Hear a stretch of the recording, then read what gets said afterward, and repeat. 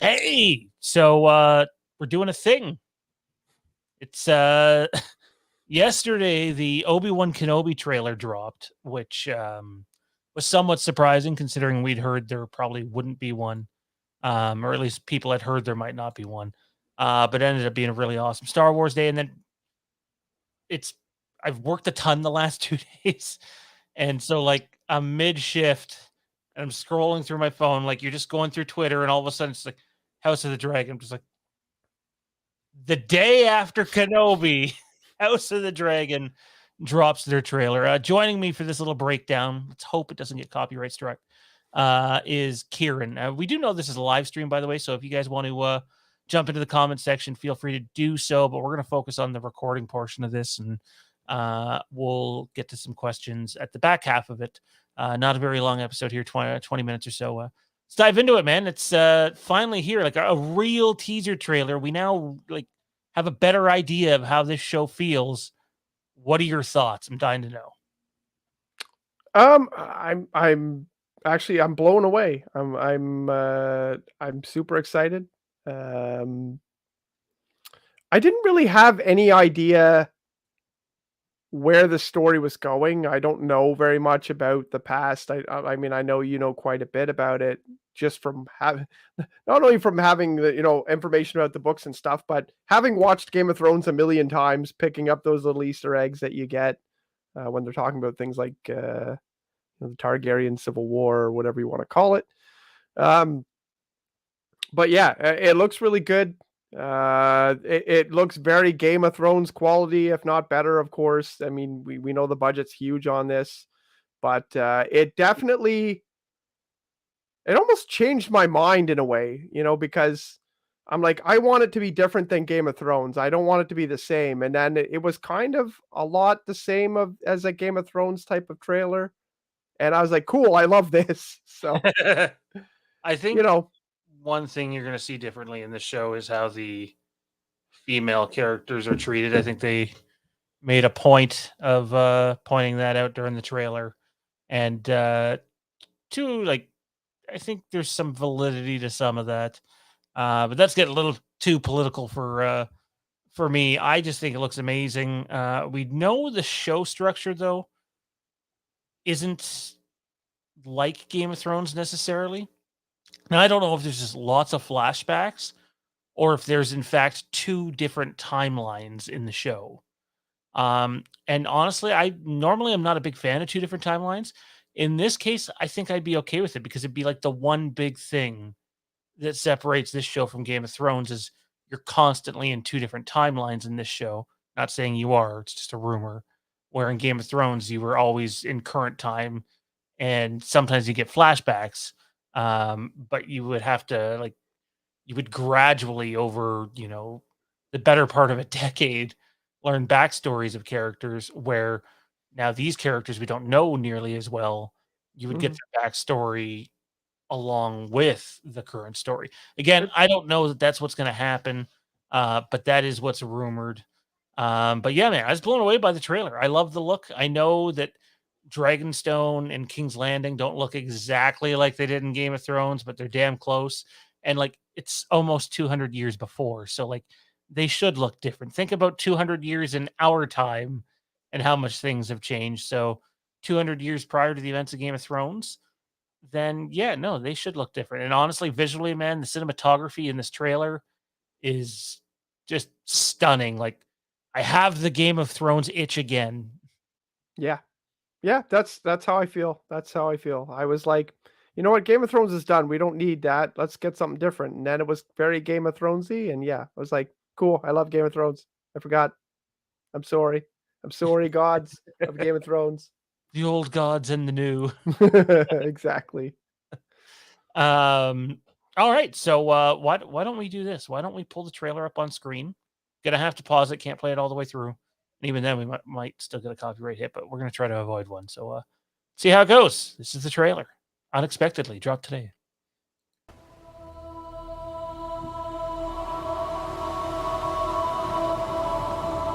What is this brief mortal life? So this was the first shot where I was like, And like realistically, I've probably watched Game of Thrones through 5 or 6 times. That's not even true actually. Like I've probably watched seasons 1 through 6 5 or 6 times, and then with 7 and 8 added on, it's probably been like 3 times. But like this shot immediately, like you know what it is. It's Dragonstone. It's 110% Dragonstone. It looks a little different, but what do you think of this visual here, man, as we start to come in on what we assume is Dragonstone? Yeah, yeah. No, it looks really good. I love all the shots in the trailer. But yeah, this is a great shot. And it actually made me think of my I have a Game of Thrones board game, and we were always trying to take this was one of the places that was always in contention. Kind of like a Risk type of game, but it's the Game of Thrones brand game. But yeah. And I really like the quote that's said right here. I don't like all the quotes in this trailer, but I really like the quote here at the start. What is this brief life? Oops. If not the pursuit of legacy.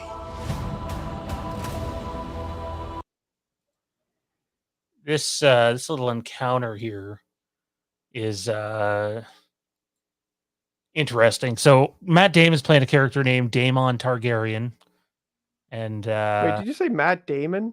sorry, Matt Smith. Matt Damon.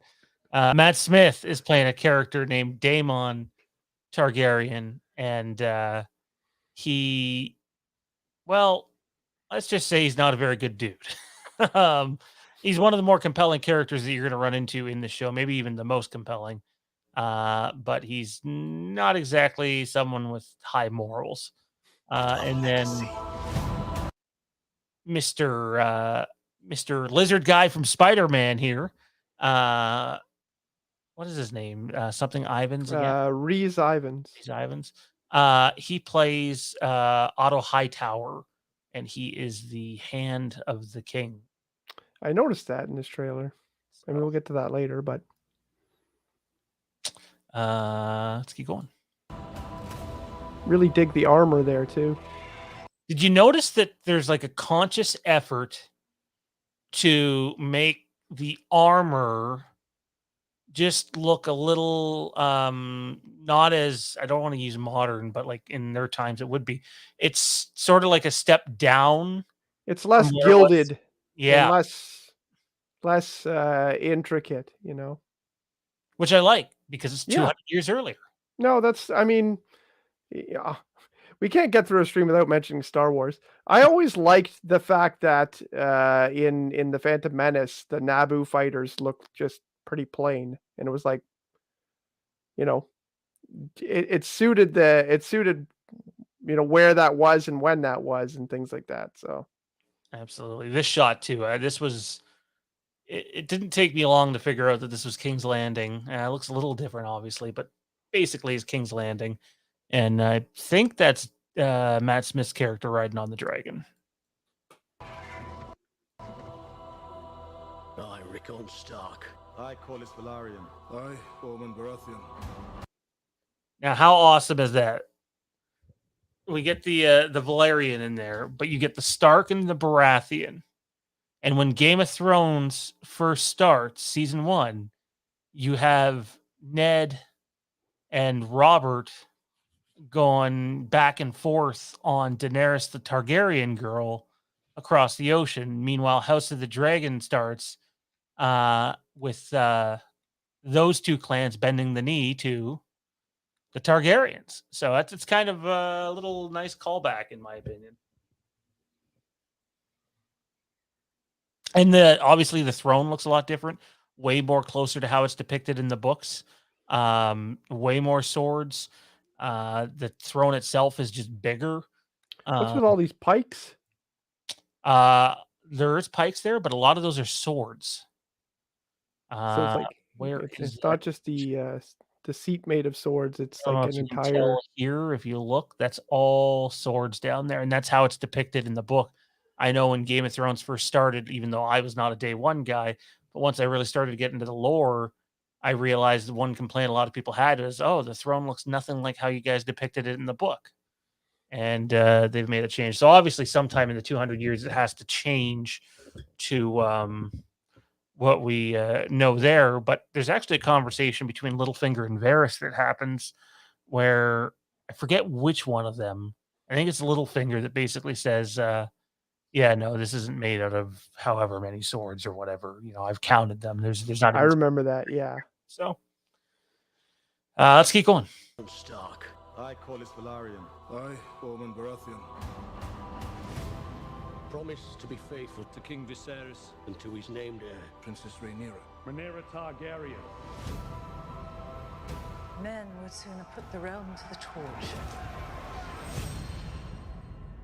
than see a woman ascend the Iron Throne. So this here, I believe, is supposed to be the table we see Stannis at a lot. So, Yeah. it's not the doesn't look- exact same shape, obviously, but things change over 200 years. Well, and that room got totally burnt, didn't it? Isn't that why it looks so black on the inside? I honestly cannot remember now. I like the lighting though. The lighting in here is really cool. It's a map of Westeros. Looks like they're planning for some battle. It's pretty neat. Like the visual, we knew the visuals were going to be good. Oh, it's I could have told you that before I saw it, but big reach. Visuals are good. Shocker. yeah. HBO, they never get those right. I will say this: the reception I've seen this trailer get today compared to the reception the Lord of the Rings trailer got, people seem to be more positive on this than the Lord of the Rings trailer because just feels like Game of Thrones, and there's a lot of people saying the Lord of the Rings trailer is just kind of like, what was that sort of thing? Well, Lord of the Rings has a really weird fan base. I'm a big fan of Lord of the Rings, and I hope you the think series is you good. think that people are you think that people are picky about Star Wars? People want every single line in the book exactly as delivered in Lord of the Rings. It's crazy. Let's keep on going here. Too far away. This shot, sorry, I want to go back to that, is one of my favorites in the trailer.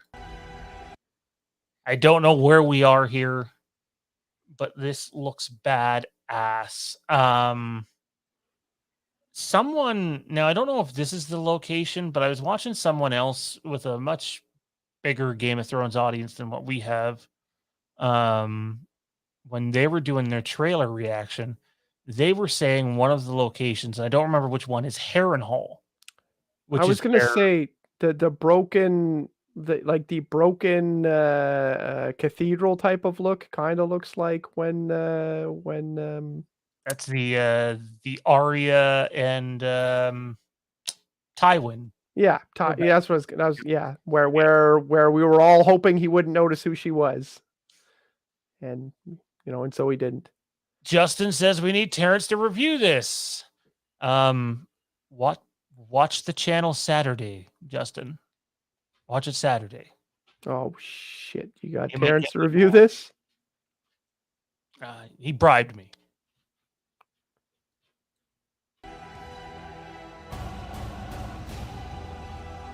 We play an ugly game. You have the determination. We play an ugly game. I like it. You have the determination to win it. I felt like that was a nod to Cersei's line to Ned in Game of Thrones. You either win it or die trying, or whatever, about the throne there in the courtyard. When you play the Game of Thrones, you win or you die. Yeah, something like that. Yeah. Jade pointed that out. She liked it, the connective tissue between the two, because in reality, even though Game of Thrones, the original series, is over, this is very much still about the Iron Throne in this series 200 years earlier. So, I mean, it seems like the world, I mean, the whole world's built around that, right? Because there's 7 kingdoms and then there's one person ruling the 7 kingdoms. And I mean, you do hear about other places, Not quite involved, but I still say my sequel series pitch for Game of Thrones is you follow Arya to the wherever she ends up, yeah. and then eventually a couple seasons into it, 3 seasons into it, you come back to Westeros and whatever cast members are still around and are willing to be a part of it, you tell some sort of, big conflict that's happening there. Yeah, she's got a very big fan base, so I'm sure a lot of people would be down for that. One of the 25 spin-offs that are in the works, maybe? I think there was 5 or 6 at one point. A couple got canned. One filmed the pilot and it did not go well. So I think they're down to this one and a couple others at the moment. And then there's apparently work on an animated thing going on, but we don't know if that's super early pre-production or what. But Yeah. needless to say, Game of Thrones as a franchise is not going anywhere. Zed says the cinematography reminds me of Harry Potter and the Half-Blood Prince. I'm not a big Harry Potter guy. If my fiance was here, man, she would be able to touch on that more. But I'm assuming you mean this shot coming up here. If I Yeah, can that find it. well, the dinner tables looks like it, right? The one that looks like the broken cathedral reminded me of a Yeah. shot from Harry Potter, and now I can't find it. Oh, there Well, it I is. hate those Harry Potter movies, but Half-Blood Prince is my favorite one. So, take that This for right what it here is. definitely reminds me of that. We just need a talking hat at the front there, Justin says he hasn't seen a single Harry Potter movie. and you're better for it. Where were we in the trailer? Right here. All right. I was gonna say, it's interesting how he looks kinda like a Littlefoot type of character as well. Oh, Littlefinger? Yeah, Littlefoot. Littlefoot, just fucking long neck. Land Before Time? Yeah. He looks like the same sort of character. He steps out from the shadows, whereas every other person in the show has long hair. He looks like he has shorter hair. So He to looks give you an pretty idea of what kind of ornately scumbag, decorated. to give you an idea what kind of scumbag this guy is, and I believe this isn't really a spoiler because I think it's already like this from the start of the show. He's married to his daughter's best friend. So, Well, that's not the worst thing we've seen in Westeros, but no, but it gets way worse in this show. So, okay.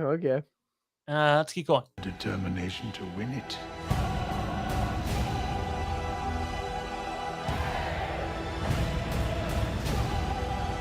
Almost dead. Here's your 2 different timelines. Okay, you see her. Yep. She is the same person as her. Same character. Oh, okay. So I see there's what you 2 mean. different timelines going on here, or at least the show At some could point, be yeah. heavily in current timeline and at least have flashbacks. But again, I think the rumor is it's not going to feel like Arrow, obviously, because that's CW level shit. Yeah. Conceptually speaking, it might be similar to that. Well, I mean, there are like I'm watching Better Call Saul right now, and they have a flashback at the start of every episode, and it's always from a different point.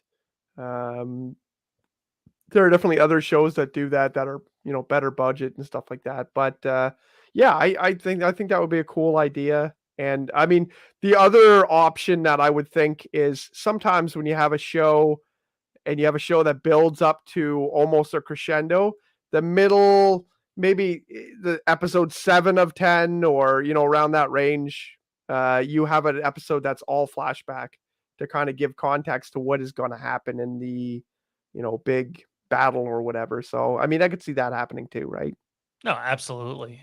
Kenny says the cinematography is amazing in this trailer. HBO Max must have gone all out for this show for sure. Last I heard, the budget was approximately somewhere between 170 and 185 million dollars for 10 episodes. So, slightly under 20 million dollars an episode. It's right around the same budget as what Game of Thrones had when it ended. Keeping in mind when Game of Thrones began on their first season, they had like no budget, hence Yeah. why battles were skipped multiple times.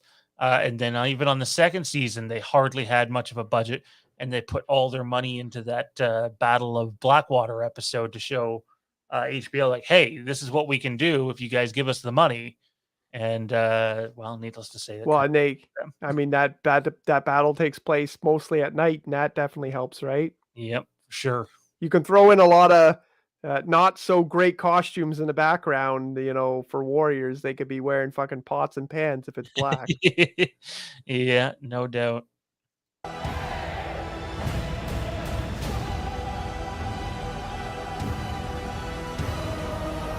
I have a feeling that casket going off there is a big moment. Yeah, no, for sure. For sure. I know That's like a Ned Stark dying moment, I think. if it's a death that I can think of, like I only know of one major death that should happen relatively, I would think it'd be in this first season, then yeah, it would be of that level for sure. Sorry, just want to go back here.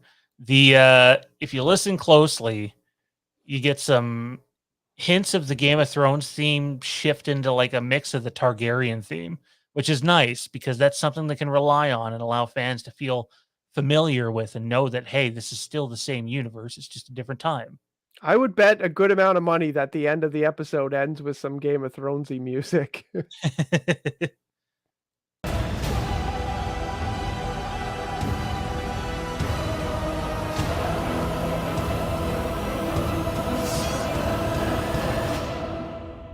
History does not remember blood.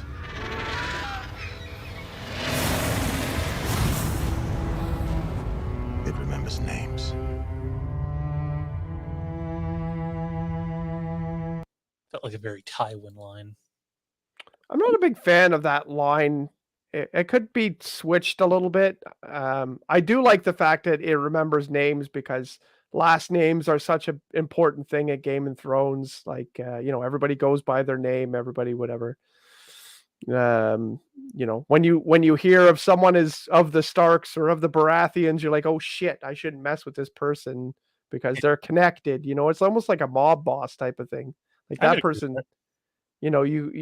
if you're one of the smaller families, then maybe you don't need to worry. But if you're fucking with even the right hand family of the Starks, you're like, oh well, I shouldn't fuck with this family because they're connected to the Starks. So I like that part of it. I don't know about the history doesn't remember blood part so much. I But want to try to freeze frame this and ask you if you know where this is from. I know I tried to get it. The knife? Yeah, You that talking about the might, knife? yeah. Is that like super? Yeah, the one that Littlefinger gives to. Yeah, And Arya kills the Night King with. yeah. Yep, that's the one. It's funny because you can't really see it, but just the shape of the blade, because it is kind of like a little bit of a Yeah, And that's he cool. mentions that That's he mentions that he wants it, and it's an old item. yeah, that's cool. All the connective tissue. I'm stoked for this, dude. I think it looks fucking badass. Hopefully, it hits. I would love nothing more than for the next half a decade to cover Game of Thrones content on this channel. It'd be a lot of fun. I'm hoping it hits. There'd be nothing more disappointing than like getting invested in the series, because some people aren't going to come back. That's just fact. Some people are so butthurt over Game of Thrones that they won't give this a shot. That's just how people are. But most will come back. The question is, can they get new fans and can they keep the ones that do decide to come back?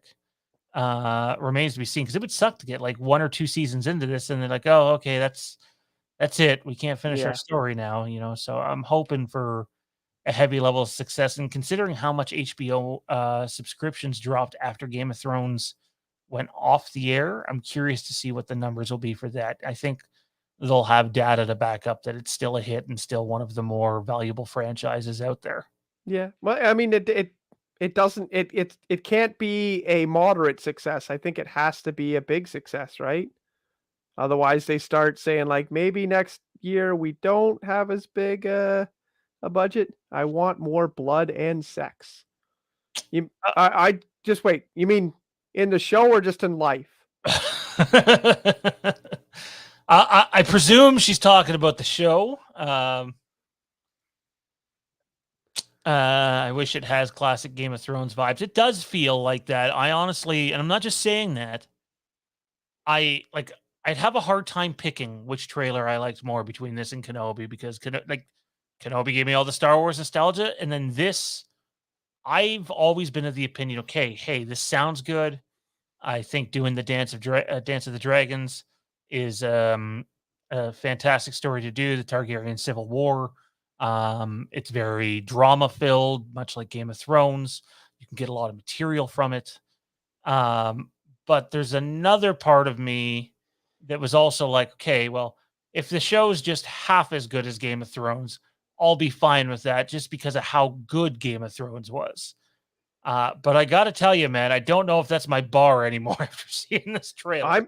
Honestly, it's funny this comment here because I did get Game of Thrones vibes, and like I said, I'm kind of doing a 180 here. Like I kind of believe in this show big time already. I said the same thing. Like it's not gonna be Game of Thrones because Game of Thrones is like a once in a lifetime show. It's at the top. Yeah. You look at best TV shows of all time lists, and it's ranked very highly in most of them, right? So it broke records. It did this. It did that. But that trailer has me believing that like we could be getting, Game of Thrones season 9. Like it could just be like the same fan base just says like, hey, yeah, we're ready for Game of Thrones again because it made me feel that way.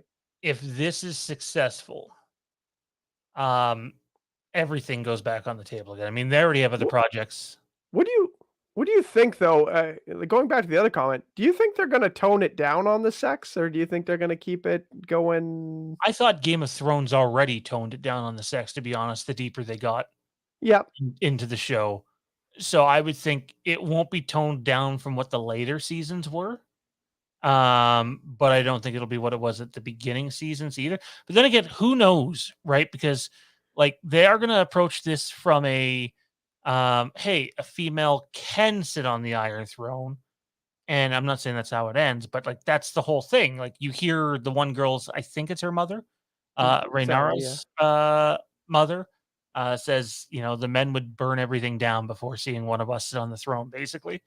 I know they didn't write this whole thing, but I don't get that because there's a woman on the Iron Throne for like a lot of Game of Thrones. But not officially, not till the end. An evil woman, but she's only on the Iron Throne 3 and 4? No, last season of season 6. Okay. Last episode of season 6 is her. Wow, but she's controlled. You're right. She's not on the Iron Throne a lot. Doing the Tywin thing. She's behind the scenes, and then Daenerys ends up there and goes crazy. But anyways, well, Melissa says she's never watched Game of Thrones. I hope you give it a shot. I think you'd like it. It's not for everybody, but it's really impressive. I love this, man. I'm hyped. I can't wait for House of the Empire.